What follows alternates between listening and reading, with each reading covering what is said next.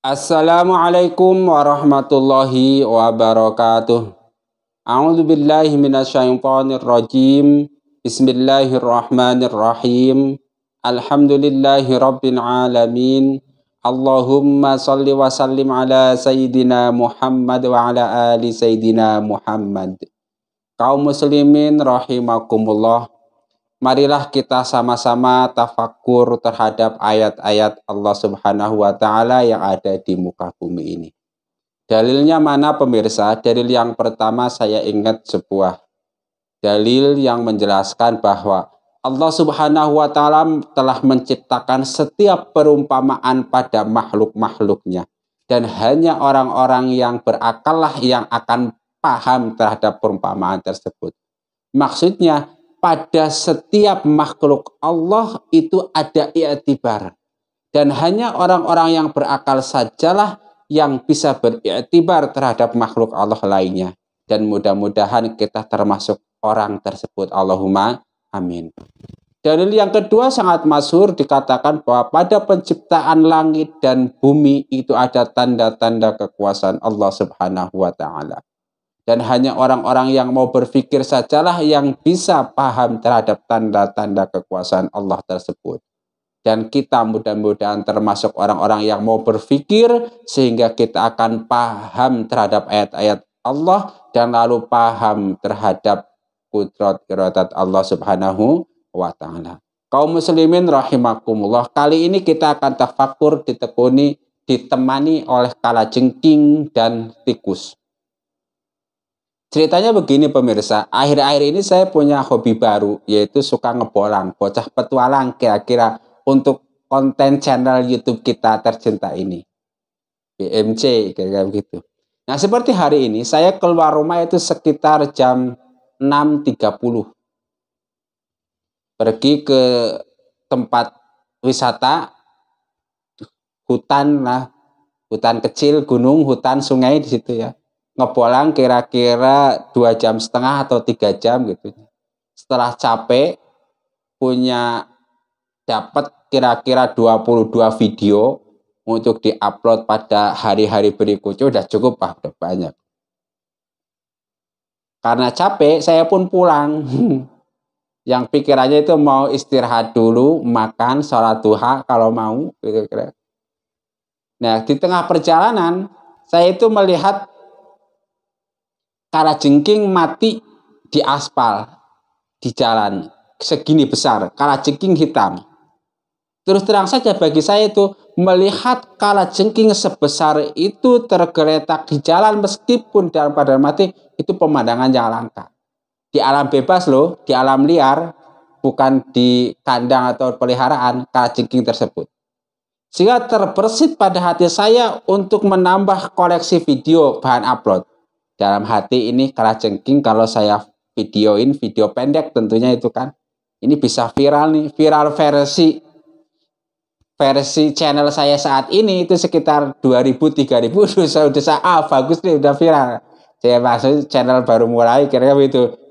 Nah, tapi karena capek, ya udah lewatin saja kalajengking.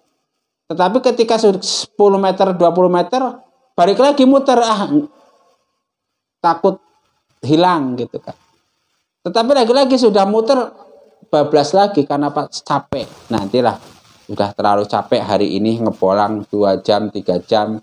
Kita pengen pulang dulu, istirahat, makan, mandi apa. Nah, pikiran saya nanti habis sholat zuhur atau apa mau balik lagi buat ngambil gambar. Ternyata pemirsa, setelah sholat zuhur pulang lagi mau mengvideoin tuh kalajengking, sudah nggak ada kalajengkingnya. Kemungkinannya banyak 5 hal misalnya kemungkinannya. Kemungkinan pertama itu kalajengking dimakan kucing, ayam atau binatang lain yang suka daging kalajengking. Besar dia, mantap. Kemungkinan kedua kalajengking itu kebawa sama ban motor atau ban mobil. Jadi ada motor lewat atau berapa, dia kelindes nempel, maka kebawalah, hilanglah kalajengking. Kemungkinan yang ketiga itu ada orang yang baik hati karena takut kalajengking mengganggu para pejalan kaki, diambil kalajengkingnya lalu dia buang ke tempat yang aman. Kemungkinan yang keempat, kemungkinan yang enggak. Saya berpikir, wah ini jangan-jangan tadi itu salah satu makhluk Allah yang menampakkan diri berupa kalajengking, minta di-shoot, divideokan, lalu diupload ke YouTube supaya viral. Artinya nih, kalau nih makhluk kalajengking sudah berbaik diri, menampakkan diri untuk bahan konten. Tapi dilewatkan begitu saja, sudah pergi lagi. Dan yang kemungkinan yang kelima, dan lain-lain, dan lain-lain. Itu yang pertama. Ini hari Minggu ya. Subuh Minggu, subuh Sabtu. Nah, kalau pada subuh Sabtu itu, pulang jamaah sholat subuh di tengah jalan, itu lihat bangkai tikus besar. Untuk ukuran saya jarang lihat tikus itu besar. Kayak tikus got gitu. Sudah mati. Perkiraan saya dia mati tertindas ban motor lagi tuh di tengah jalan. Lagi-lagi pikiran saya karena sedang bikin konten tentang hewan itu. Ngeliat tikus mati, wah ini kalau dikontenin bisa viral nih. Tapi karena kebetulan tidak bawa HP, tidak bawa ke kamera, ya sudah lewati saja, nanti ke situ lagi. Pas ke situ lagi-lagi tikusnya itu udah nggak ada. Kemungkinannya seperti tadi. Bisa jadi dimakan kucing, bisa jadi diambil oleh orang yang baik hati lalu dibuang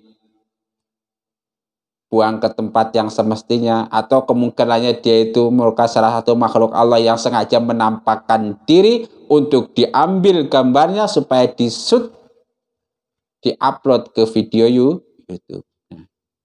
Nah, lalu apa pelajaran yang bisa kita ambil dari kedua kejadian itu, pemirsa? Maka dengan kejadian tersebut saya ingat sebuah dalil yang mengatakan la turhi fi lal khairi illa laghad la ala laghad anta tamut.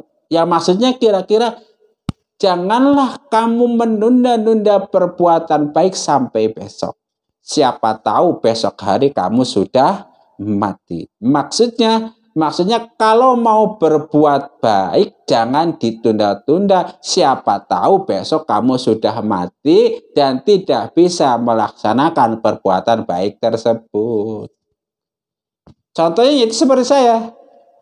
Ada peluang untuk mengambil video kalajengking yang besar mati di jalan itu. Ada peluang mengambil gambar tikus yang mati di jalan ketika subuh itu, saya lewatkan begitu saja. Maka setelah balik lagi nggak ada tuh, kesempatan sudah lewat, nggak akan kembali. Pelajaran yang kedua saya ingat pelajaran kitab Hikam karangan Ibnu Athaillah kalau nggak salah, yang menjelaskan bahwa setiap waktu kita itu punya kewajiban yang di dalam waktu tersebut. Contohnya misalnya sholat.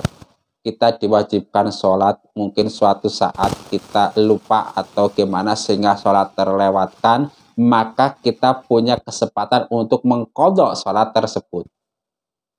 Atau puasa sama, kita diwajibkan puasa misalnya, kemudian lupa atau karena suatu alasan kita nggak melaksanakannya, maka kita bisa mengqadhanya. Tetapi kewajiban kita terhadap waktu, kewajiban yang tidak bisa kita qadha. Karena apa? Karena setiap detik, setiap saat waktu terus berubah, waktu terus bertambah. Sekali saja, sedetik saja waktu terlewatkan tanpa amal soleh, ya sudah, kita tidak akan bisa menguranginya waktu yang sudah terlewat. Setiap amal soleh yang bisa kita kerjakan di suatu waktu tersebut, maka itu merupakan perbuatan yang tidak ada nilainya sangat besar. Begitu sebagai setiap waktu yang kosong dari amal soleh merupakan sebuah kerugian yang tiada tara. Walaupun nanti kita masuk ke dalam surga bersama orang-orang soleh, kita akan tetap menyesal. Kita di hadapan Allah Subhanahu wa Ta'ala akan menyesal. Kenapa dulu di waktu itu kita tidak mengerjakan amal soleh sehingga kita akan mendapatkan A, B, C, begini, begitu. Terus nikmat yang sangat banyak. Penyesalan akan ada. Apalagi bagi orang-orang yang dijerumuskan ke dalam neraka, penyesalannya akan tambah banyak dan berlipat ganda. Na'udzubillahi min dzalik. Itulah pelajaran yang kita bisa ambil dari kalajengking dan juga dari tikus? Pelajaran pertama, jangan pernah menunda-nunda kebaikan, karena siapa tahu kita akan meninggal sebelum sempat melakukan kebaikan tersebut. Yang kedua, jangan pernah kita menunda atau melewatkan amal soleh pada suatu waktu. Karena apa? Karena waktu terus berjalan dan amal soleh yang sudah terlewatkan tidak akan bisa terulang kembali. Mudah-mudahan bermanfaat bagi kita sekalian. Rabbana taqabbal minna innaka antas samiul alim wa tub alaina innaka antat tawwabur rahim. Subhanakallahumma wa bihamdika asyhadu an la ilaha illa anta astaghfiruka wa atubu ilaik. Wa afa minkum. Wassalamualaikum warahmatullahi wabarakatuh.